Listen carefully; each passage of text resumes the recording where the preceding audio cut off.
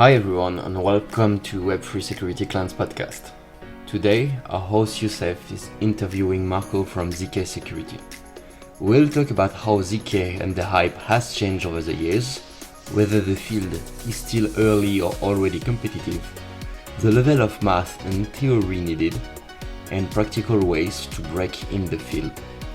Enjoy.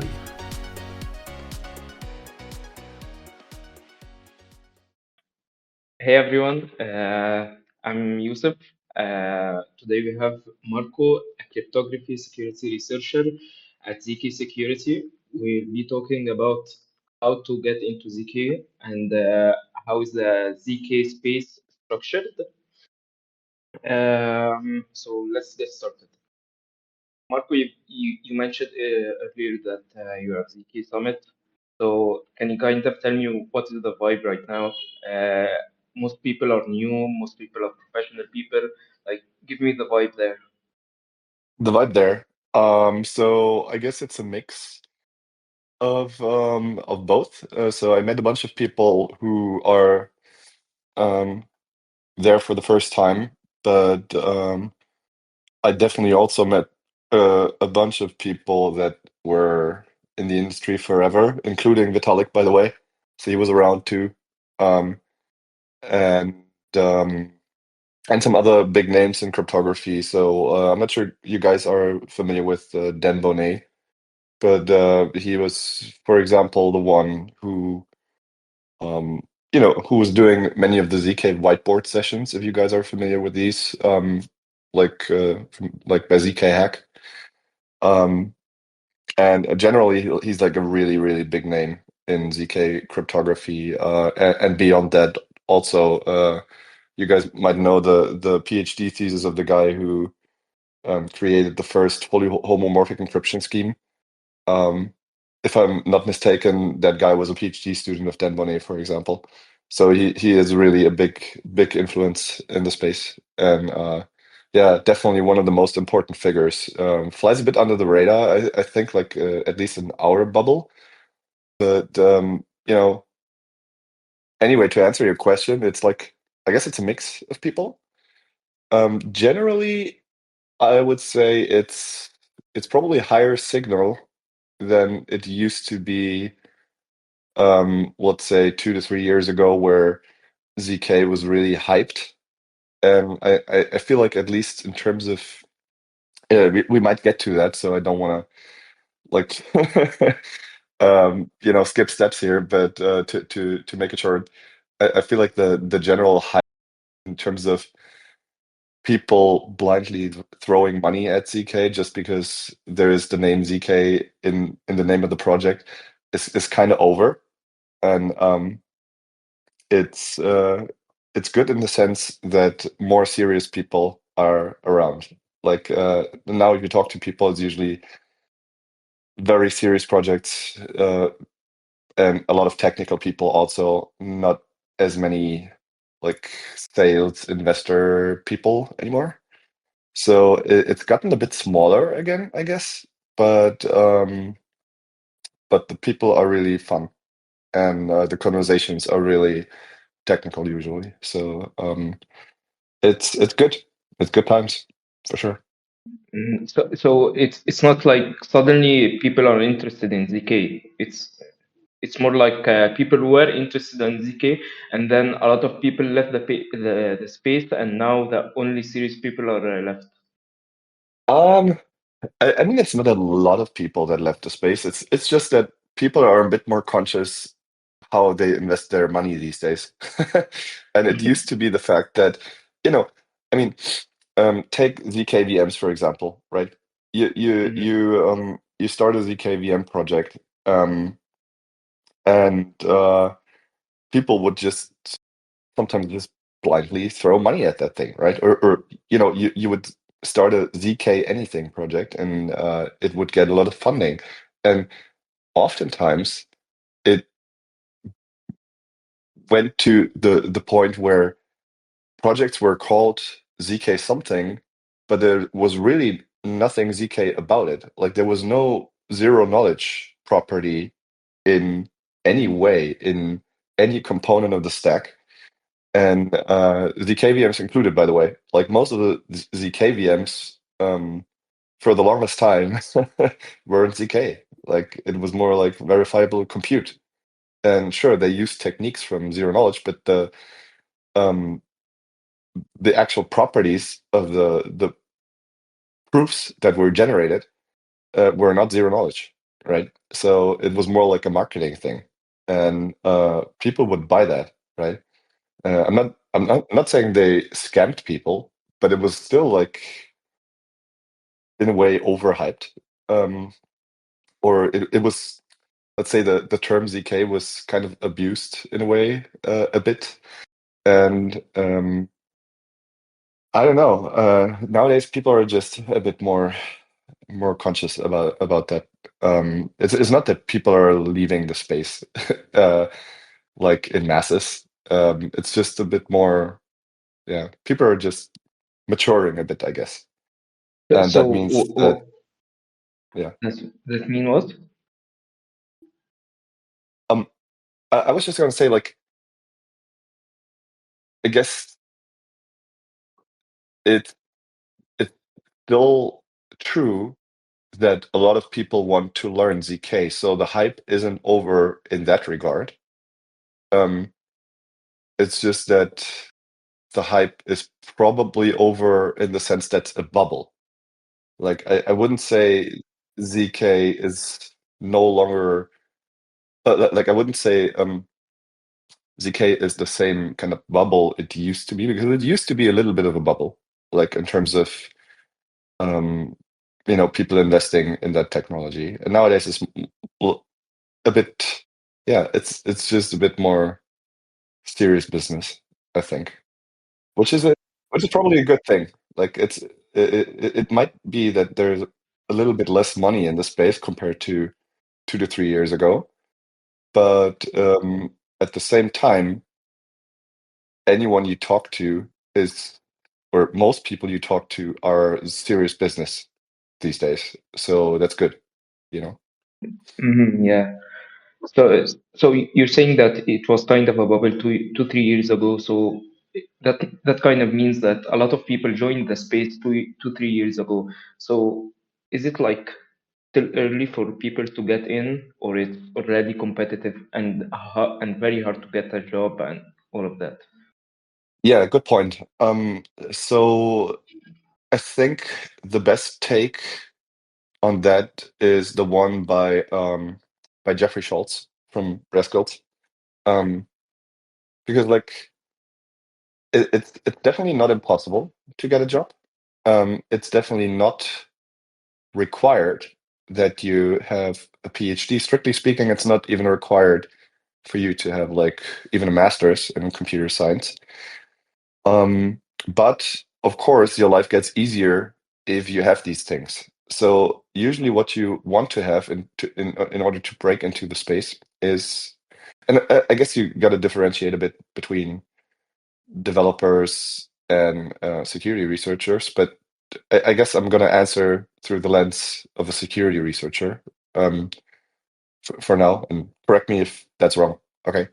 But I feel like it's I wouldn't say it's easy, like, because you have these days, uh, academia is well aware of the space, and you actually have quite a bit of quite a number of people that will study computer science for 5 years, then do a PhD in computer science for another 3 to 5 years, and they are doing serious cryptography, all the time, and might be specializing in zero knowledge proofs at a very early age these days.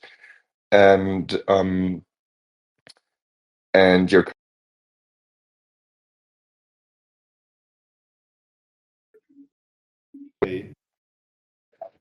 any academic background, I think the it voice the, the simply. voice went off, I think.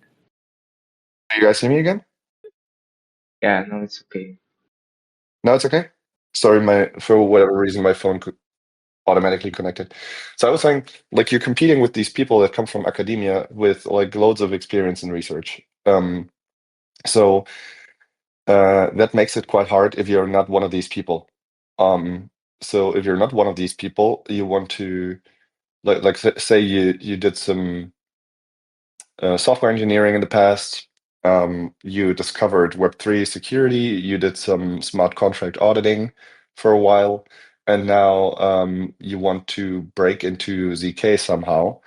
That will require a lot of work, I would say, because like especially if you want to do the security researcher route, because you're competing with these people that have the substantial research experience already, and nowadays like zk isn't as young anymore, right? It's a discipline that has gotten quite some attention in the last couple of years, and people are looking into that, and the research space is definitely growing. And so yeah, I would say it's getting more competitive, but there are ways to break into that. Actually, some of our interns, for example, they are just like quote unquote just bright minds and hardworking people in some ways. It's not that they are like, some of them are not even bachelors, right? It's and I'm not saying that in a, trying to say it in an arrogant way, like although probably sounded that way, but they are yeah, that sounded terrible. Anyway, you get it. Like you could have the idea that from what I said like a couple of minutes ago, that you definitely need like the academic route to a certain degree, but it's not necessarily true. What you do need is proof of work. So if you're young and you don't have like papers published and stuff like that, what can help is you found like a good bug in a bug bounty program and reported that successfully, um, or you are very strong in playing CTFs. Although CTFs in the age of AI is, it's kind of like a difficult topic these days. Um, but you get what I'm saying. Like, if you could also build something cool and get a lot of eyeballs on that, that will help. And I guess the most underexplored route I've seen so far is people should probably contribute to open source projects more often. Like, I feel like there's a ton of zk open source projects with just a handful of contributors. And if you just pick one of these projects and really stand out as a hardworking contributor, I think that will draw a lot of attention on you, and put you in the radar of the main contributors, which then might give you an internship eventually. Like, if you're very valuable to the project and the project has traction and they still have some money to develop it and stuff, they are always looking for excited, motivated contributors. So I feel like that could be a shortcut in a way to like, to give you an example, we have this lean DSL called Clean, which essentially allows you to program zero knowledge circuits and formally verify their correctness in the same go while you're developing them. And this is, maturing, this project, but it's still like, it's not that we have like 1,000 contributors, right? So the Telegram is still fairly small for the project, like in the order of, I don't know, 50 people maybe. So it's still like kind of easy to stand out from the crowd if you are one of the hardest pushing contributors, and people will value that, right? And if you do that for a couple of months, I think it's not totally unlikely that you'll get a chance to get an internship or something and break into the space that way, right? So yeah, I think that's an underexplored route. Anyway, long answer. I think it's getting more competitive by the day, but that shouldn't stop you from trying if your main motivation is pure in the sense that you really just want to work in this industry for the fun of it, for the contribution of it, for the values of it, for the long-term game of it, rather than having heard that zk pays well and you want to make a quick buck. That won't get you anywhere, I guess. So yeah. Anyway, I hope that answers your question. Yeah, okay. So you said that if you're not coming from from an academic background, it would be like kind of hard to stand out between these academic people. I just wanted to know from whose perspective, from the company or from your performance. Is it like Mm. the academic guy will be best performer, or Oh, good just the question. company? So yeah, perfect.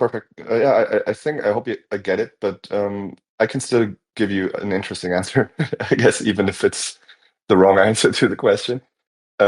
So generally speaking, we don't care much about academic credentials. Like, we have people who joined the company, I guess, even without internships, while they were still studying at university very at a very young age. And okay, these were also studying at a university, but they were really young. And for example, I was like a PhD level candidate, right? So I do have a PhD in mathematics. I had like a bunch of years of experience already, but not necessarily in zk directly. And also my PhD was not directly zk related. So I started out as an intern, right? So, and actually, like, it seems a bit off, like in some ways, I guess, if you tell that to your friends and family, right? Because like I used to have like good jobs, like well-paid jobs, and very, I don't know, I guess socially respected positions, I guess, right? And then I was like, hey, like I was going to my friends and family, like, hey, I want to try that new thing. And by the way, they're just gonna give me an internship contract.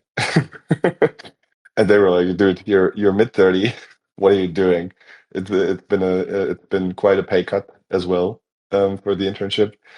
And yeah, but I'm bringing up this example to show, like, look, we have people that are hired full time at a very young age, and I was not one of these people, although I had loads of academic degree, right? So what I didn't have was loads of experience uh, in zero knowledge research, loads of experience in killing it in bug bounties or something like that, right? I had none of that. Like I had some of that in some ways, but it yeah, I'm just saying, like, you can have like a lot of academic credentials, and it will help you to open doors, but it's not that people will just throw money at you because of your academic credentials. What we mostly care about is your actual work, right? And are you valuable to the team? And what's your attitude? Are you easy to work with? That kind of stuff, right? Um, so yeah. Anyway, and on the same side, like you can be like, if you are killing it at a young age, you know, if you find a really interesting bug in you know in an impactful scenario. Let's say you find like a protocol level bug on Solana, Ethereum, or a zk chain, whatever. That might be your ticket, right?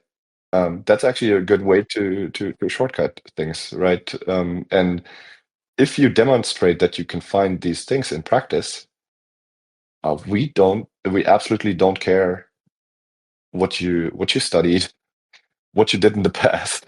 Like, what really counts is your capabilities today, right? So, and if these are really good, then you're gonna get hired. Like, it's uh And on the flip side, like you can have all the academic credentials in the world that won't get you like it won't get you far. It will get you somewhere, but like I'm not saying it's not an edge. It's definitely an edge. And not just because of the credentials. Let's be honest. Like, it's not that people in academia. I'm not trying to shit academia here. Like, you learn a lot of valuable stuff studying computer science for a couple of years. So it's also, yeah, it's not that this is worthless, right? But I guess you get it. Credentials don't count. It's performance over academic background. Yeah, totally, totally. It'll get you, like, if you have good performance, that will get you much, much, much quicker to your goal, for sure. Yeah. Okay. So I just wanted to know, how are you seeing the ZK ecosystem evolving over the next few years? That's a good Is it like, question. Yeah, are you seeing it shrinking? Is the seeing it expanding? yeah. Good question. I mean, I mentioned in the beginning that I feel like the overhyped period is over, in a sense, at least in the blockchain space. So it's gotten a bit more quiet than 2 to 3 years ago, but um, I think there is still like loads of potential in applying zero knowledge proofs outside of the blockchain DOT realm, right? So if you think about like ZK beyond blockchain, there is still a long way to go. Like, people are currently experimenting with these things like age verification in Google Wallet, if you've seen that, or generally like anonymous credentials and ZK ID, and that type of stuff.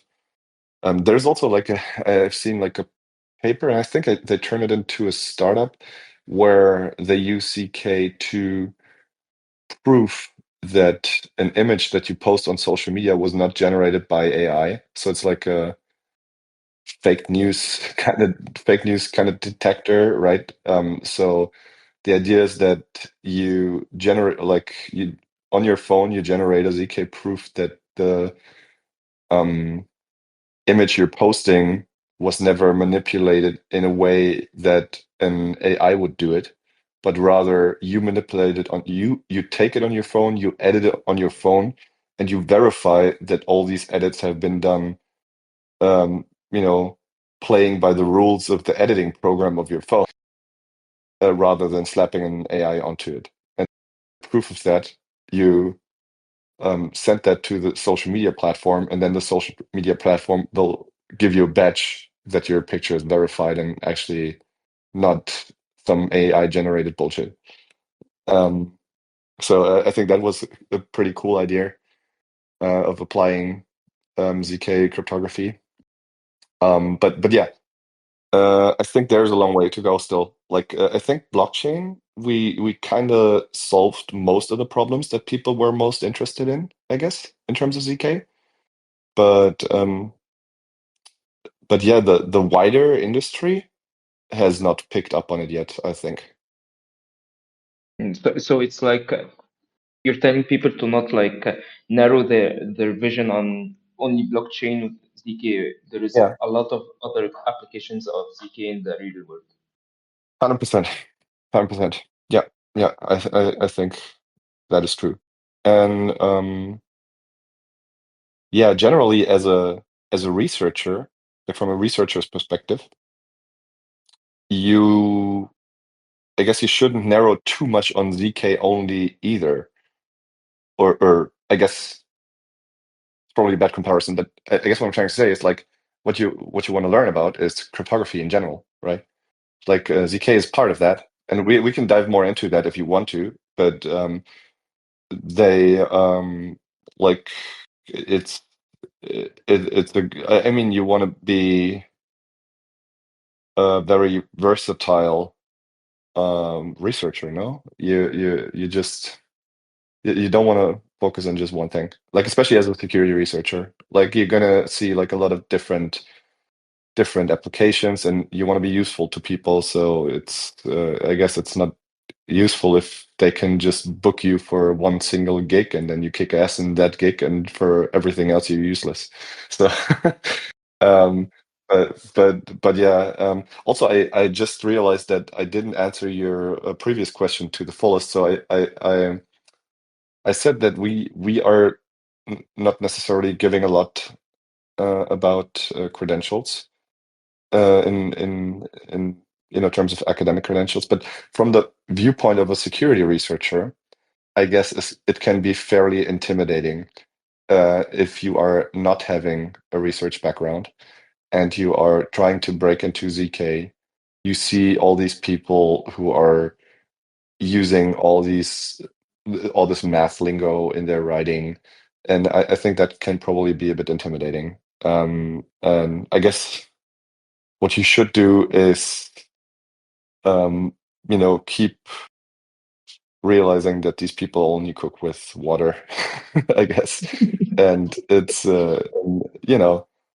it might look like genius stuff on the surface level, but these guys are also just hard workers. It's not that any of them is like, I mean, I guess there are some really intelligent people, but I guess it's very easy to think that, oh, this other guy must be a genius and I'll never make it to that level. No, most likely that other guy isn't a genius.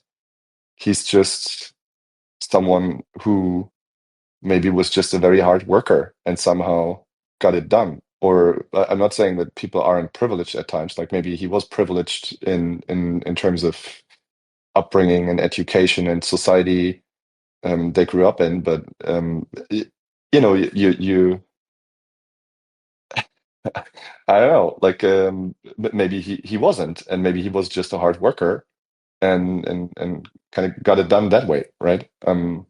You're like saying that even if you don't have the academic background and you don't want to like struggle a lot with these research paper, you should at least get some foundational math background. Oh yeah, I think like if you are, I guess that here we have to distinguish again between developers and security researchers, I guess. So specifically talking about zk, like there are ways of working in zk where you don't need a lot of the theory. So you could be a developer for an ecosystem like um, or programming languages like Pyro, for example, or the one I'm most familiar with at the moment is from the Aleo blockchain. So essentially, these languages abstract away basically everything that you need to know about zero knowledge proofs, right? Same with zkVMs. Like the whole point of that is that you can write stuff in familiar languages, or it's more high level, and then say languages like CIRCOM, for example. But even CIRCOM, I mean, there is this great ZK book by Raskills, which has a chapter on CIRCOM, which I think is currently the best resource on CIRCOM on the internet. And just to use CIRCOM and write some ZK circuits in it, you don't need a lot of the theory, I think. And so what I'm saying is like you can definitely develop like if you have an idea for a ZK application, you can probably make that happen, uh, especially in the age of AI, without knowing too much about the underlying proof systems and stuff. That's all abstracted away from you, essentially. You do, I guess, you do need a little bit of knowledge about circuits, otherwise you'll, you know, under constrain your circuits all the time. But it's not that you need to know Groth 16 by heart, for example, to use that. Like that's the whole point of the technology, that you don't need to know that, right? Um, Whereas as a security researcher, I think you should aspire to really dig deep on all of that eventually.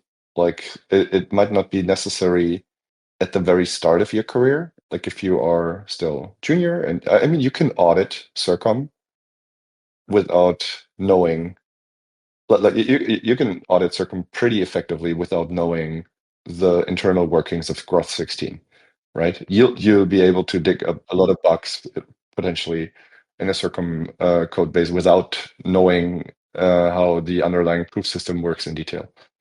However, that's not going to be your only gig, right? As a developer, you can work on that type of project for maybe even years, right?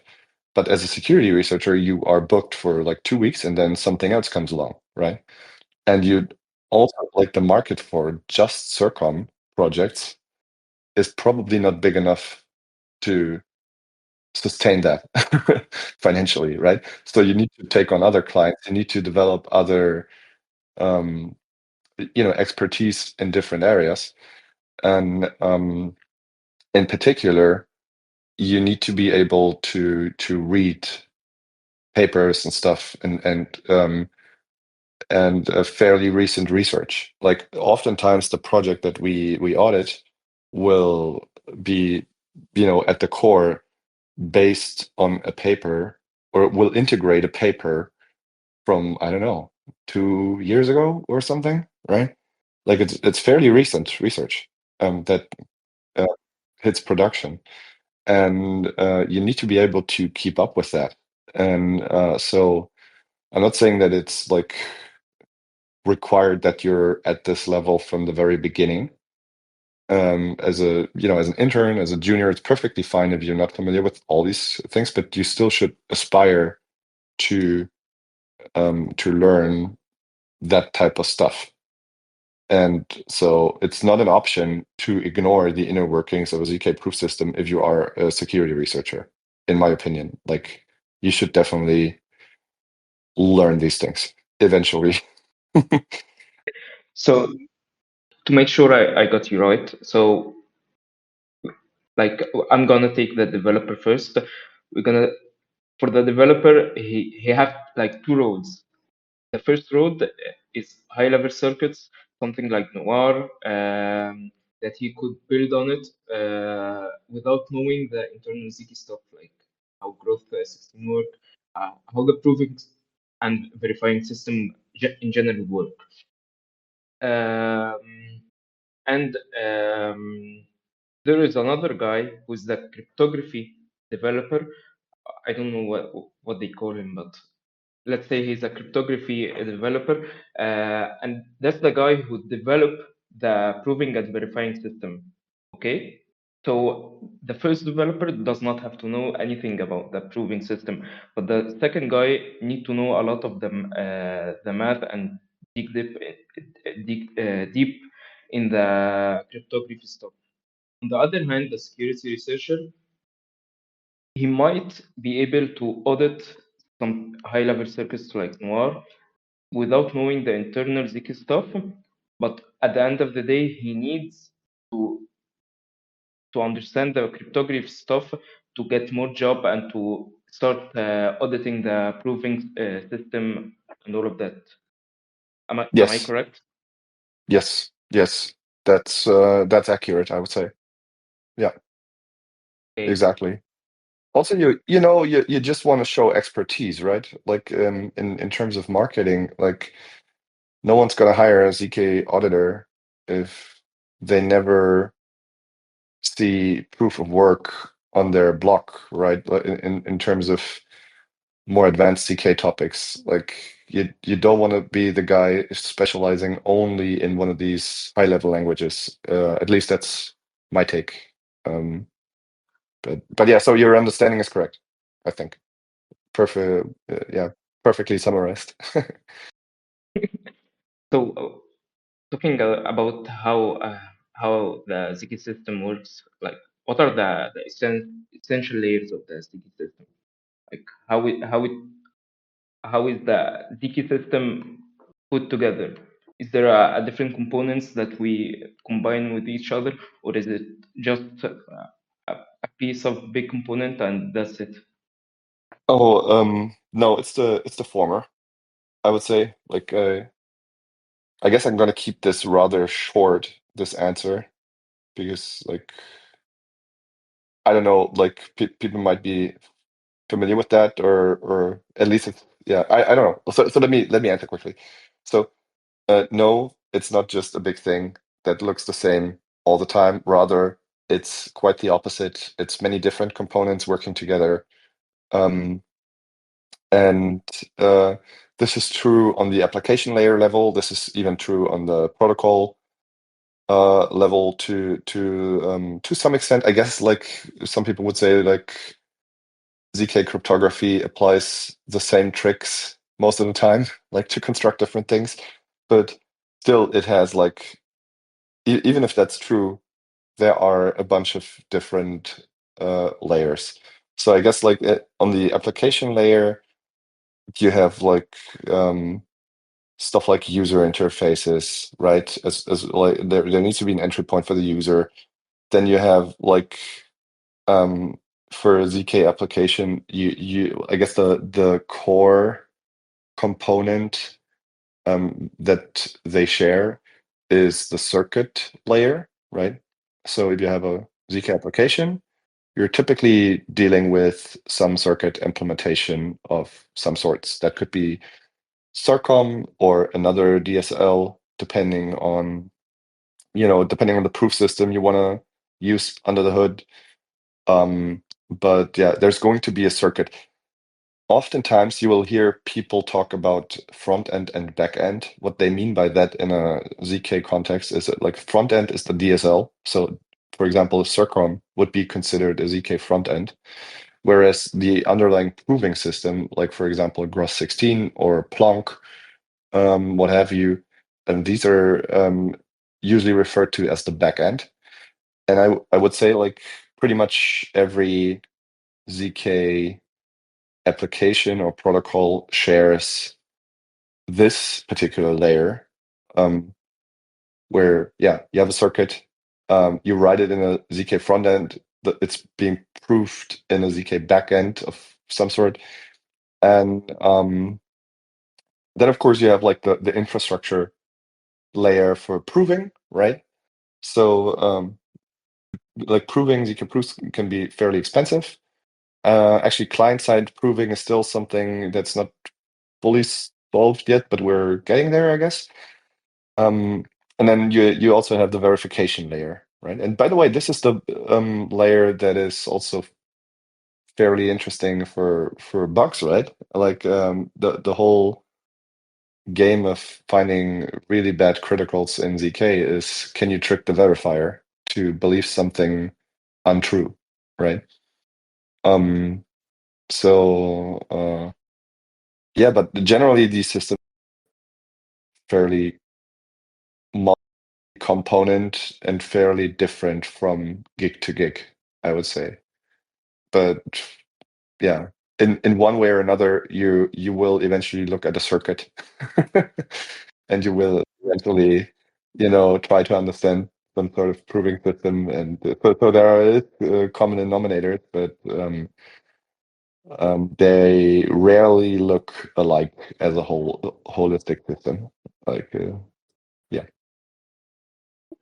Yeah, so if someone wants to study a proven system, does that take like 2, 3, 4 months, or it's like just a quick thing that he can pick up in 1, 2 week, like a contest? You can get into the contest for a protocol you don't understand, and you can pick up things very quickly.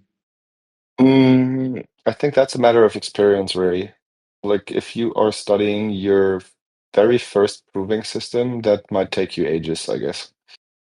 But it's getting easier over time, like, because people also don't reinvent the wheel all the time. Like, you can, like, in any domain, you, like, with more experience, you can draw connections and draw comparisons. Um, and it's getting easier that way. So if you have a lot of experience in the space, then it might actually be able to pick up a new proving system fairly quickly. I guess 1 week is still a bit short, um, but it might just take you, like, a bit more than that for a really in-depth understanding.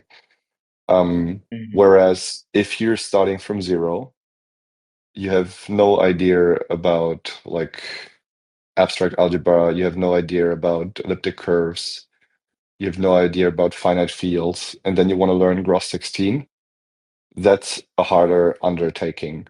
And you can see that by the way, for example, Rascal ZK Bootcamp is structured, right?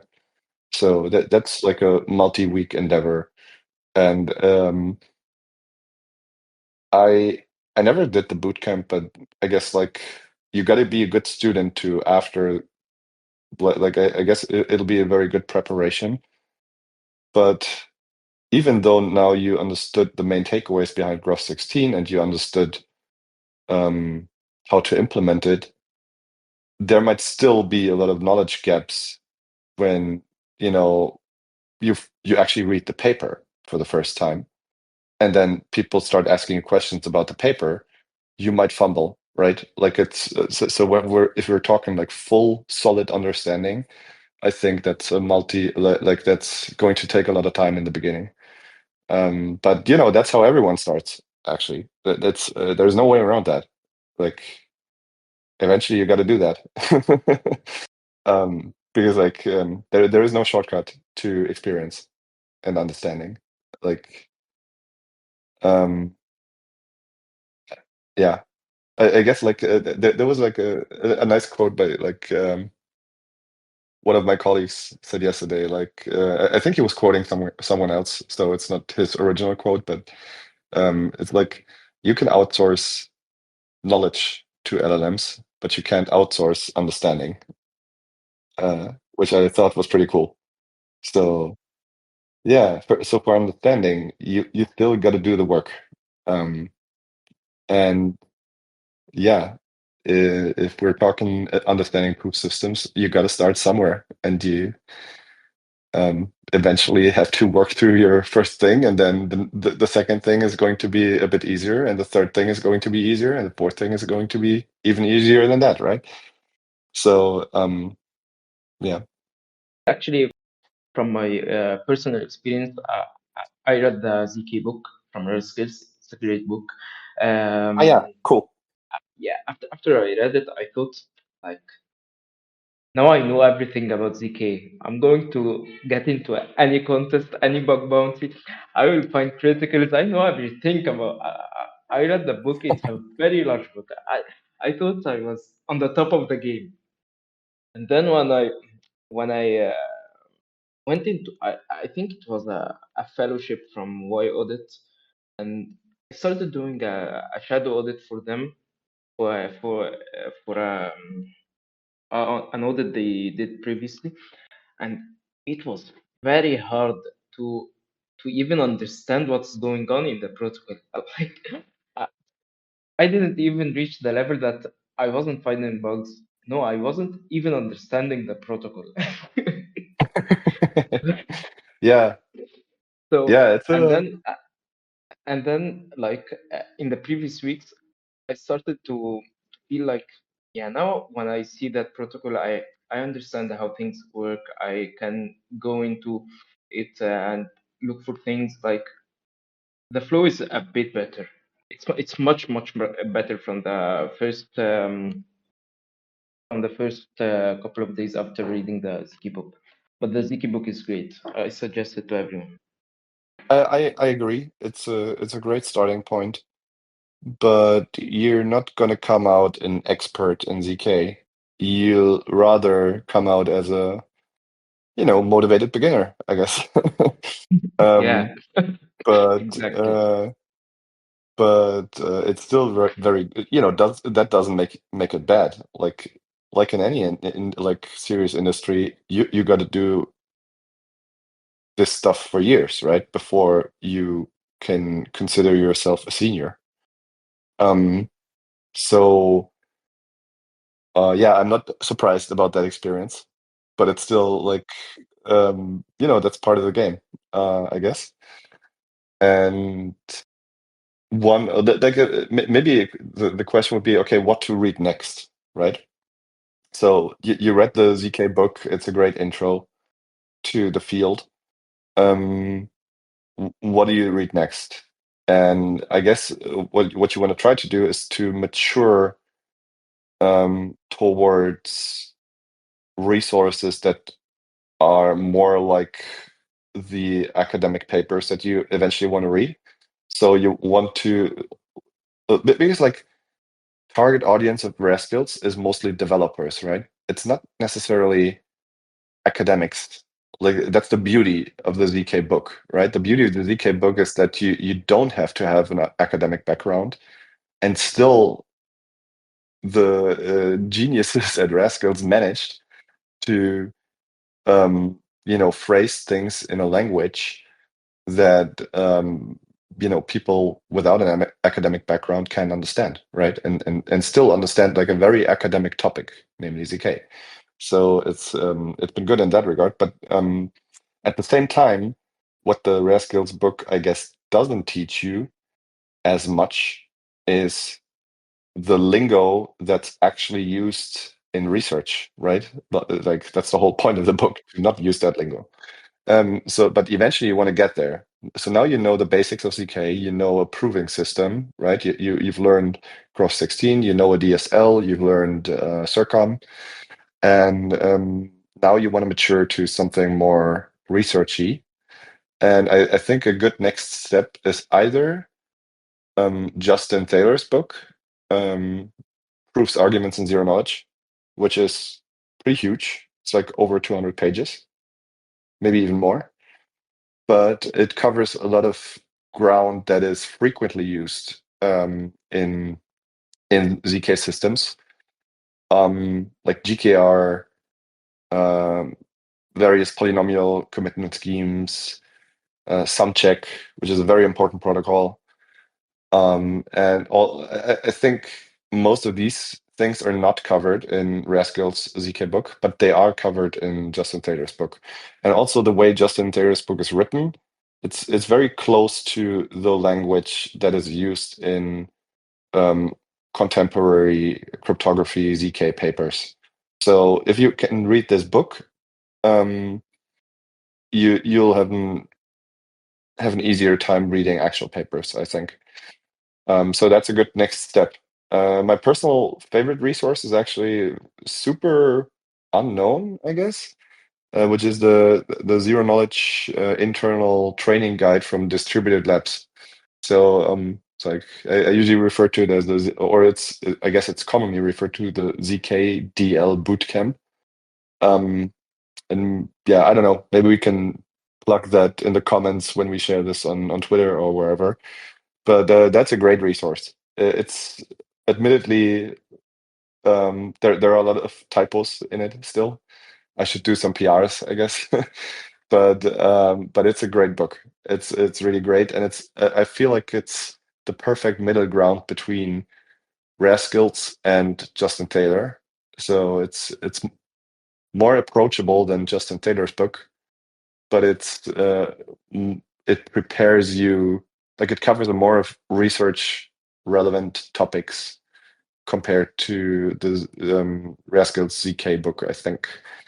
So for example, it'll also cover things like Plonk or I don't know, KZG or SumCheck, right? All of these things. I think these things are mostly not covered in Raskill's book, although they keep expanding it. So something I say now about the ZK book by Raskills might not be true in a year. So yeah, it's definitely a great resource. If people haven't checked it out, they should definitely do it. Yeah, actually, when I started reading the ZK book, there was not an NTTT module. That's the fifth module. It wasn't even there. Right now, they have it, and there is like about 18 blogs about it. So they're doing a really good job.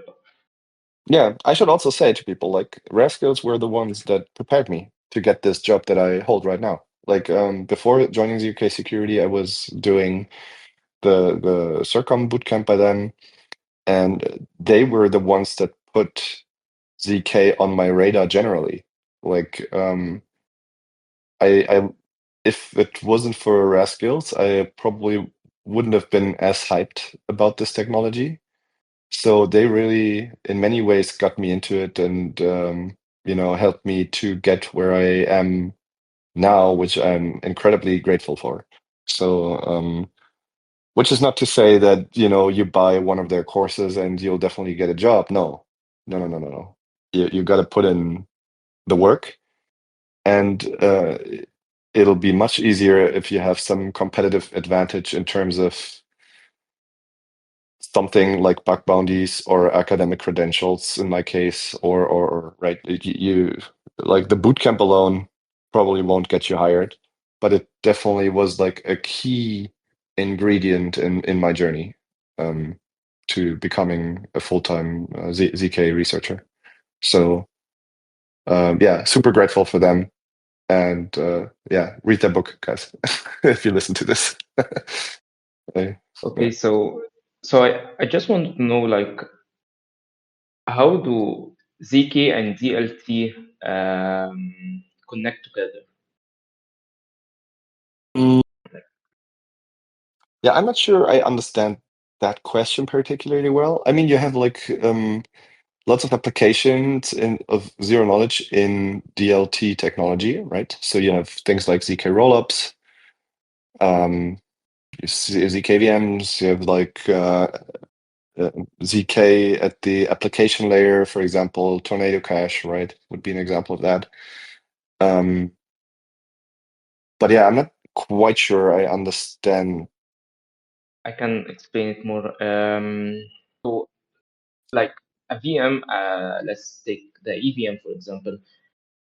If we put a ZK VM instead of EVM, will it work the same? The EVM components work the same, but the difference, we have a proving system inside that prove computation, or there is some difference in the EVM components. Mm. No, I guess like the whole point of ZK VMs is to like reassemble, not reassemble, but geez, what's the word? Like essentially be a copy of what you had before, with the additional benefit of being able to prove what you prove the computations that in a verifiable manner that the VM you had previously were doing. So if you have a VM and a ZK VM, that ZK VM should basically do the same thing, right? So it should be a drop-in replacement in that sense, with the added benefit of producing a verifiable proof of the computation you ran. So yes, that should converge in a sense, right? That's the whole point of doing these things. Yeah, okay. So I don't know if we have more time, but I have one last question. Yeah, sure. Shoot. So the question was, if someone's starting from zero, what is the best path? What is the best path to get into ZK, considering that he want to study more about the cryptography stuff, the proving system, the verifying, all of that stuff? Mhm. Got it.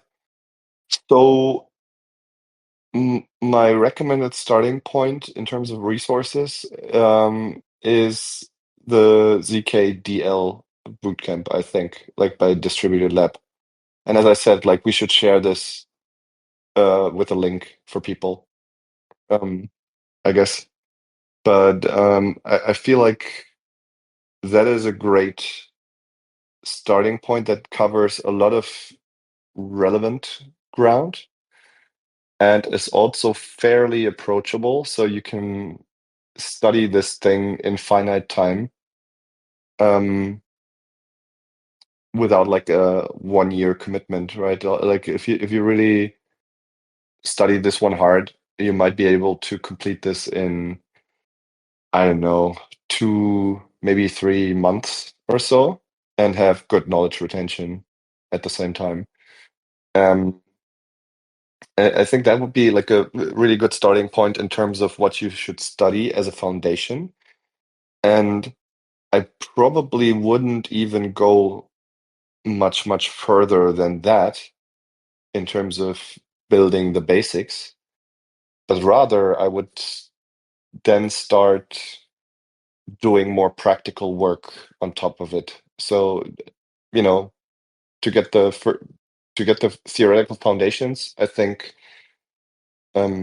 zkDL might be your best bang for the buck. And then from there, if you want to continue studying stuff, I think Raskill's ZK book is great. Justin Taylor's book is great. These are all really good resources.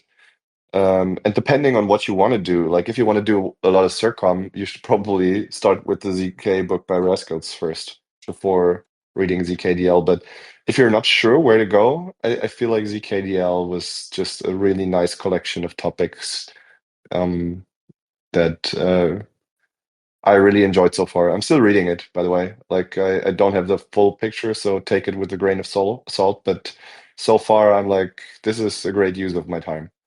Um, um, but in terms of practical stuff, I think bug bounties are a really great way to spend your time. Because like if you find something that can really give you an edge on the job market, if you found like a very cool bug that is very likely to at least get you an internship. And I mean, I mentioned in the beginning that people don't leverage open source contributions the way they should, I think. Like maybe, maybe it's worth like going to a ZK conference once and just talking to a lot of people, seeing what they work on, and ask them whether you can contribute in some way and be helpful to them. And then just go ahead and do it and not be, not be all over the place, but then really be a good contributor for a couple of months. And I think that will, first of all, give you great experience. And good track record on your CV. And at the same time, you'll start to become very valuable to these people. So if they have like if you can sense that they have some budget and that the team behind the project is actually hiring from time to time, that's probably one way to get a position too. And then another thing I will say is that I think people don't apply enough. Like there's a great blog post by GM Hacker where he said, like I think it's titled "Why You Are Not a Security" or "Why You Are Not an Elite Security Researcher Yet" or something like that.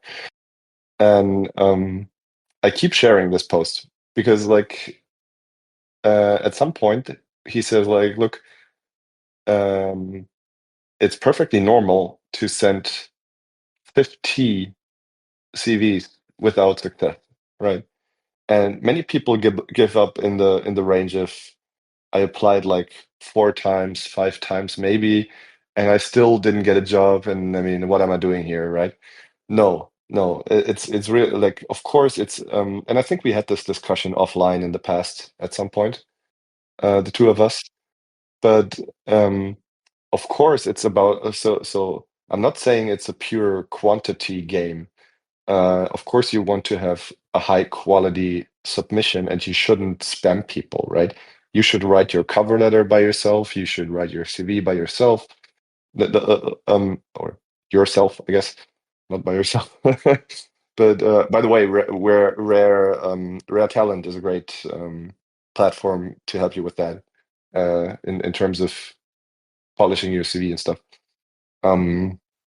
So yeah, making a lot of plugs for Rascals here, but Yeah, um, but they must pay us. that was bad. Right. But the thing is, um, people get discouraged after like 3 or 4 attempts. And yes, you should have a high quality application, but you should have like many, many, many of them. And I'm talking like a good goal to set if you want to get hired is 100, I think. Like the goal you should set yourself is apply 100 times over the next couple of months. Like it doesn't have to be like all at once, right? But before you stop, apply 100 times. And if you applied 100 times and you didn't get to anything, then you can start questioning your own skill set and whether you should do something very differently uh, for some reason. But the thing is, like, you can, I mean, imagine, like, we talked about that the fact that it's getting a bit more competitive because you have like especially in ZK research experience can be very relevant. And many people coming from academia now, graduating, actually do have some experience coming from uni already, right? So they are not starting from zero, right? Quite the contrary. And so you are competing with these people. So even if you're good, and if you might make it, maybe even without knowing, it's very well possible that you make it to the top of the list and that you are one of the top 10 candidates, right? But that doesn't mean like I guess what I'm trying to say is just because you didn't get the job, you're bad, right? You might be very good. You can be really, really freaking good and still not get the job, right? Because there's just another guy or gal that was just a bit better, right? Um, should you give up because of that? No, hell no. You keep repeating, right? And you keep the thing is you need to repeat much more often that you would think. And to give you my own numbers, I think I applied to at least over 20 firms before something panned out. And like I would literally, I remember back in Istanbul when there was like the what was the conference called? Trust Act. It was like kind of like a side conference from the DeFi Security Summit, and I I would just go to every single booth and ask for a job. Like there were lots of booths of auditing companies, and I would go to all of them and give them my CV. Like that's the kind of stuff you want to do, you know? Like you just you make sure you have a high quality CV and a high quality cover letter, and you have good skills, good experience. You build you take care of all of that and you keep working on that, but then you also take care of your marketing department, right? Yeah, yeah. You can't just like do solely like essentially like, trying to ramp up your skills all the time is working on product, right? But eventually you got to do some marketing for yourself, right? And marketing for yourself is not like doing a single tweet once a year. No, you got to you got to get out there and talk to people and be willing to fail embarrassingly in lots of interviews. And I guess that's the reason why people don't do it as much because it's like painful to prepare these things and even more painful to keep failing at them. but but that's a requirement. You can't like if you're like most people, you can't one shot this, right? Yeah. Quite the contrary. You gotta 50, 60, 70 shot this, and then it might work out. And in my case, it was like at least 20. But keep in mind that I had like a long academic career in a relevant field, and I also had years of experience in crypto blockchain development at that point, and it still took me like over 20 applications, and the only thing I quote unquote just got was an internship, right? Like it's not It's not. It doesn't fall from the sky. You know. Yeah. Yeah. So hope that answers your question. Apply more often. Like seriously, 2 applications is nothing. But don't apply to LinkedIn. No, They totally don't do that. they don't count. Yeah, they don't count. No. And don't apply using overusing LLMs either. You don't want to spam people. Be respectful. Like that's another mistake people make. Just because I say like apply often, that doesn't mean you shouldn't take great care of each application. Each application should be very individual. Like depending on the role, like if it is not the exact same role that you're applying for, your CV and your cover letter should reflect that, right? Yeah. So for example, you might send out applications as both a ZK developer and a ZK security researcher. And then you want to tailor your because like maybe your goal is to ZK in some way, right? You have an experience in both areas, but the question is like, what's the headline of your CV? What should be the headline? And the headline should, of course, be, spoiler alert, um, the the job description title, right? Like if you're applying to a ZK researcher position, your CV headline should say something like your name and then subtitle ZK security researcher or something like that, right? Of course, provided you have the relevant experience to justify that label, right? You need some experience to like you can't just use whatever label. But if you have, but let's say you have, ZK security research experience, you should do that, right? If on the flip side you are applying for a development job and you also have development experience, well, you probably don't want to say ZK security researcher. No, you want to say ZK developer or ZK protocol developer or whatever, right? So you want to change the details of your CV with each submission, and you want to make sure that you can transport the idea of, hey, I really care about your company, right? I'm not wasting your time with like I'm not spamming you my application. I took great care prepping it, and I really want to work with your team, right? That's a good way to stand out because like less and less people do that in the age of AI, right? So you want to do that, put great care in the application, and then do a lot of them. So yeah, take them seriously and do a lot of them, I guess. Okay, so I think we're done here. Thank you, Marcus, for coming and talking to the people. I believe a lot of people will benefit from this talk. Cool. Yeah, it was a pleasure. Thanks for having me, man. Let's do it again at some point.